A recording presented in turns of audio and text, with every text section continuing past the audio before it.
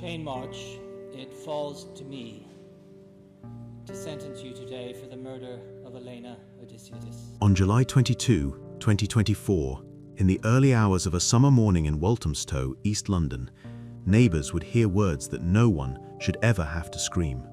"Shane stabbed me!" A 32-year-old woman staggered out of her home, clutching her side before collapsing on the ground. Her 2-year-old daughter was still inside the house. She was 8 weeks pregnant with her third child. By the time paramedics arrived, it was already too late. This is the story of Alana Odysseos, a young mother from Newmarket, Suffolk, whose only crime was wanting to be loved. A woman her family described as happy-go-lucky, kind, and considerate. A woman who died at the hands of a man who should never have been free. This is a story about a system that failed, about red flags that were ignored, about a woman who paid the ultimate price for trusting someone with a dark, violent past. Alana Odysseos was 32 years old when she died. She was a mother who already had one daughter, and she had recently discovered she was pregnant again, 8 weeks along with what would have been her third child. Her father, Alan Yates, remembered her as a happy-go-lucky woman who was kind and considerate. She stood up for what she believed in. She wanted nothing more than to create a secure, loving family environment for her daughter. Those who knew Alana saw a woman full of life, full of hope. She only ever wanted to be loved. But something changed when she met Shane March. Her father would later say that after March entered her life, Alana became a different person. She became timid, vulnerable. She wasn't their Alana anymore. What the family didn't know was that Alana had fallen into the grip of a man with a horrifying past, a man who had already killed once before. Shane March was 47 years old when he murdered Alana, but his history of violence stretched back decades. In January 2000, when March was just 21 years old, he walked into a McDonald's restaurant in Denmark Hill, South London, and fatally stabbed 17-year-old Andre Drummond in the neck. He was convicted of murder and sentenced to life in prison. That should have been the end of the story. A life sentence should mean life. But in 2013, just 13 years later, Shane March was released on a life license. Within months, he was back behind bars. Why? Because he had stamped on the stomach of his pregnant girlfriend. Let that sink in. A convicted murderer, released from prison, attacks another pregnant woman. He was recalled to prison, but in February 2018, the system let him out again. And in 2024, he met Alana Odysseos. Alana knew about Shane March's murder conviction. Probation services conducted safeguarding checks, but when March told them the relationship had ended amicably, no further checks were made. No one warned Alana about what he had done to his previous pregnant girlfriend. If they had, her father believes she would never have had anything to do with him. Instead, Alana entered a relationship with a man who was, by nature, violently unpredictable. A man whose anger was a ticking bomb. For Alana, the nightmare she didn't fully understand was just beginning. Alana was 8 weeks pregnant when everything came to a head. She was excited about the baby. She wanted this child, but Shane March didn't. Hours before he killed her, March and Alana had argued about the pregnancy. He wanted her to have an abortion. She refused. Neighbours would later recall hearing her desperate words during that argument. "I don't want to kill my baby." Those words would haunt everyone who heard them, because just hours later, March would make sure that baby, and Alana herself, would never take another breath. The argument escalated. According to what March himself later admitted to a prison officer, they were arguing about something trivial, a pair of his trainers. He saw red. He went to the kitchen. He grabbed a knife. And then, in an act of unimaginable brutality, Shane March attacked the mother of his unborn child. The attack was savage. Alana suffered 23 stab wounds, slashes and stabs to her chest, stomach, pelvis, shoulders, buttocks, right arm, thighs, and lower legs. 23 times March drove that blade into her body. 23 times he chose violence over walking away. Alana fought to survive. She managed to get outside, holding her side, screaming for help. but her strength was fading fast. Neighbors heard her final desperate cry, "Shane stabbed me." Then she collapsed. March didn't stay to help. He didn't call for an ambulance. He walked away, leaving Alana dying on the ground outside her home while their 2-year-old daughter was still inside. Police and paramedics arrived within minutes. They tried everything to save her life, but the wounds were too severe. Alana Odysseos died at the scene. Inside the house, officers found her toddler daughter, alone and terrified. A blood-stained knife lay near the front door, the weapon that had stolen a mother's life. What happened next reveals the true nature of Shane March. After fleeing the scene, March threw his mobile phone into a drain. But before he did, he recorded a voice note to his mother. "I just killed someone and I need to go back to jail. Mom, I just killed a woman and I'm going back to jail." No remorse, no panic, just a statement of fact. At 4:41 in the morning, staff at Cream Cafe in Walthamstow called 999. A man covered in blood had walked in telling them he had just killed his wife and child. When police arrived and arrested March, his response was chilling. He laughed as he confessed, "I did it. I killed her. Alana Odysseos. I killed her. Ha ha ha ha." As officers placed him in the police van, March said he was scum and asked to be put in jail where I belong. "Give me the death chamber. Yeah? That's what I want. A lethal injection and put me out of my misery. Yeah? And let me just drop this job.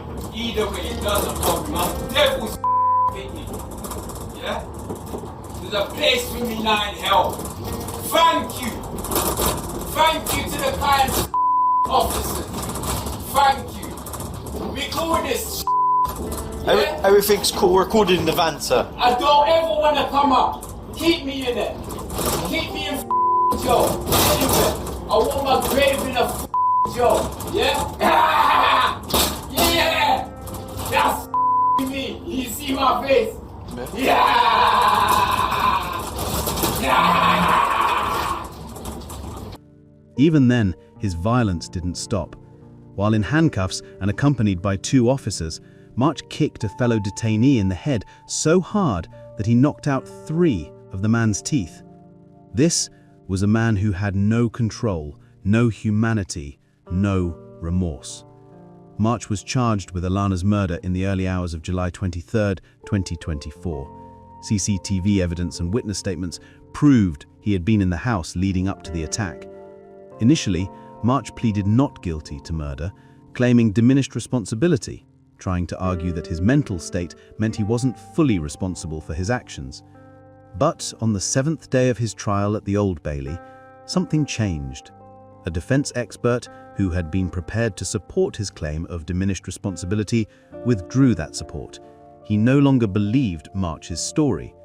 Faced with overwhelming evidence and the collapse of his defense, March finally admitted what everyone already knew. He was guilty of murder. Once his guilty plea was entered, the judge lifted reporting restrictions, and that's when the full horror of March's past was revealed to the jury and to the world. He was a double murderer, a man who had killed before, a man who had attacked pregnant women before, and the system had let him walk free. 17 years old, you suffered a traumatic brain injury, as a result of which you suffered some permanent deterioration in your cognitive function.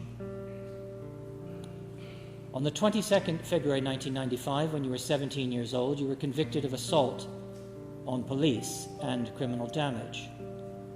Later that year, on the 16th of August, you were convicted of assault occasioning actual bodily harm and criminal damage. I note that the first of these offences occurred before your traumatic brain injury and the second afterwards.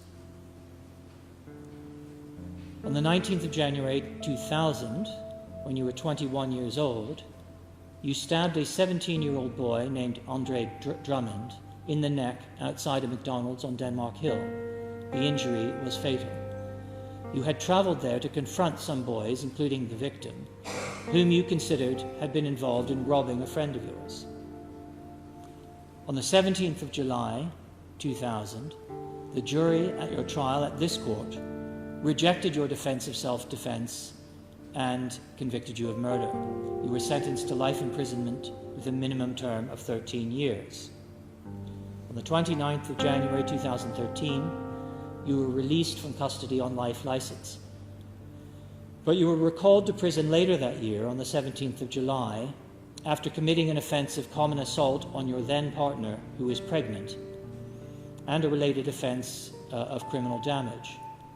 The assault involved you stamping on your then partner's belly. Just under 5 years later, on the 5th of February 2018, you were again released from custody on life license.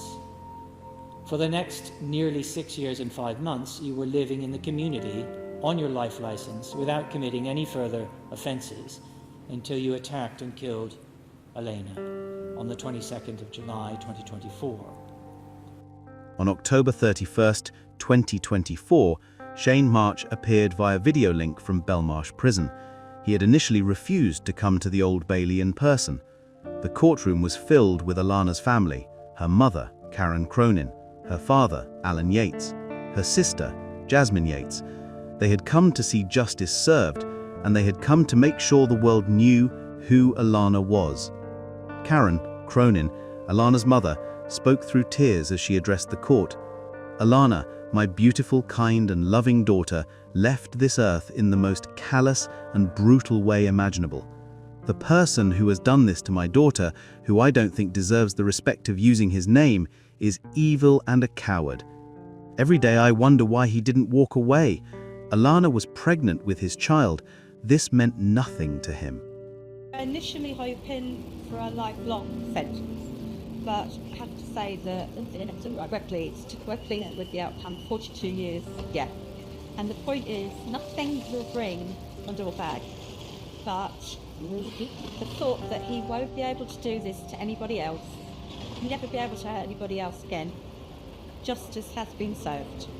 And Alana's father, Alan Yates, echoed that pain.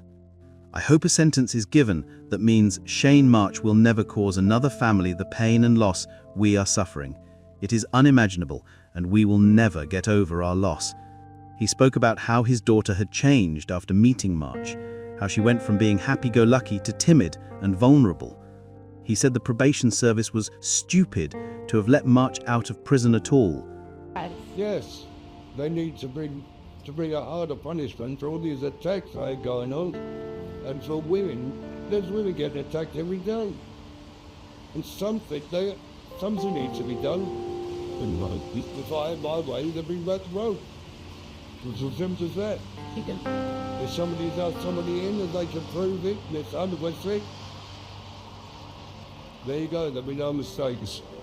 And part of it is about empowering the women in those situations, checking on them. Yes, they can make a phone call, that they can phone, get somebody's, like if they got domestic violence, they got something, a conviction for that.